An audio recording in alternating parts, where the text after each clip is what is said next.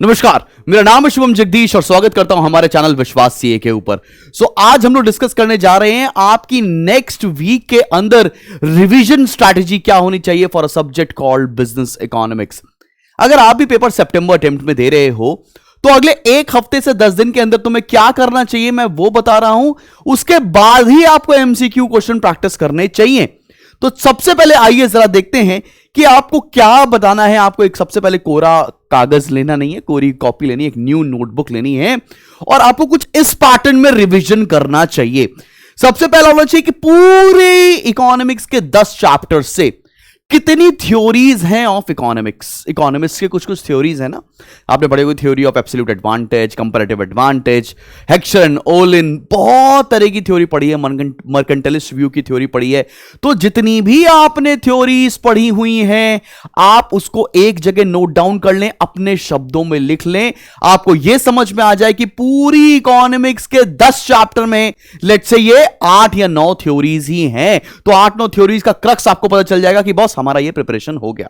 उसके बाद तुम्हें एक्ट्स प्रिपेयर करने, कितने एक्ट थे, एमआरटीपी एक्ट आया था, उसमें क्या क्या चीजें थी, ठीक है ना, और कितने एक्ट्स आए थे, उसमें कितनी चीजें थी, उसकी एक लिस्ट आपको जॉट डाउन करनी है पूरे 10 के 10 चैप्टर से कि कितने एक्ट्स थे, कब आए थे और किस एक्ट में क्या बोला गया है। तीसरी चीज जो आपको प्रिपेयर करनी है वो प्रिपेयर करनी है बेटा जी न्यूमेरिकल्स। अब कितने चैप्टर से न्यूमेरिकल्स आते हैं, जैसे कॉस्ट से न्यूमेरिकल आते हैं, उसके बाद नेशनल इनकम से न्यूमेरिकल आ रहे हैं, मनी मार्केट से भी कुछ न्यूमेरिकल्स आते हैं। तो कितने चैप्टर से न्यूमेरिकल बन रहे हैं वो सारे न्यूमेरिकल्स के फॉर्मूले आपको लिखने हैं, साथ में न्यूमेरिकल प्रैक्टिस करने हैं। देयर आफ्टर आपको प्रैक्टिस करने हैं वो क्वेश्चंस, वो चैप्टर्स जहां पर डायग्राम बने हुए हैं। जैसे आपने बहुत सारे डायग्राम ना पढ़े थे एआर एमआर मार्केट वाले चैप्टर के अंदर, तो बहुत सारा डायग्राम था। फॉरेन एक्सचेंज में भी कुछ कुछ डायग्राम्स आपसे पूछे जाते हैं। तो कितने डायग्राम ओरिएंटेड चैप्टर्स हैं, उनके सारे डायग्राम आपको एक जगह प्रैक्टिस करने हैं। देयर आफ्टर आपको एक चीज प्रिपेयर करनी है, हु सेड व्हाट। सबसे ट्रिकी चीज है ये। हु सेड व्हाट का मतलब क्या होता है, किस इकोनॉमिस्ट ने क्या कहा, कौन सी डेफिनेशन किसने दी, ठीक है ना, किस इकोनॉमिस्ट ने कौन सा टर्म कॉइन किया, आपको वो प्रिपेयर करना है। And last but not the least, मैं होता आपकी जगह तो मैं chapter wise and unit wise mind map जरूर बनाता। माइंड मैप का मतलब क्या होता है, जरा मैं आपको एक छोटा सा हिंट दे देता हूं। जैसे लेट्स से आपका चैप्टर है डिमांड, ठीक है ना, शायद ये चैप्टर आपका 2 है ना। अब डिमांड के अंदर आपने क्या क्या पढ़ा, आपने पढ़ा concept of demand. Concept of demand मैं एग्जांपल के तौर पे आपको दिखा रहा हूं। कॉन्सेप्ट ऑफ डिमांड के बाद तुमने पढ़े थे let's say determinants of demand, तो डिटर्मिनेंट्स लिख लिए सारे के सारे। डिटर्मिनेंट्स के बाद आपने पढ़ा था let's say law of demand.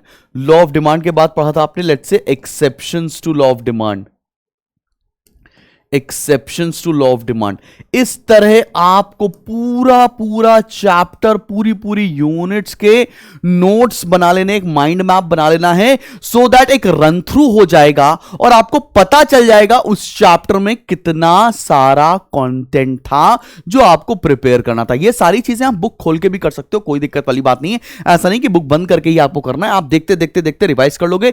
ये रिवीजन स्ट्रैटेजी आपके लिए परफेक्ट होगी। Instead of doing multiple questions multiple books से आप ये रिवाइज करेंगे अपने मॉड्यूल से, आपका पेपर ज्यादा बेहतर होगा, ज्यादा अच्छे मार्क्स से आप क्लियर करेंगे। साथ में इसके बाद समय बचता है तो मैं भी आपको मॉड्यूल के क्वेश्चंस और पीवाईक्यूज क्वेश्चन प्रैक्टिस कराऊंगा, लाइव प्रैक्टिस कराऊंगा हमारे यूट्यूब चैनल के ऊपर। तो तुम परेशान वाली बात नहीं है, एमसीक्यू शुभम संभाल लेगा, टेंशन नहीं है। तुमको ये रिवीजन करना है, नेक्स्ट एक वीक के अंदर आपको ये कंप्लीट करना ही करना है।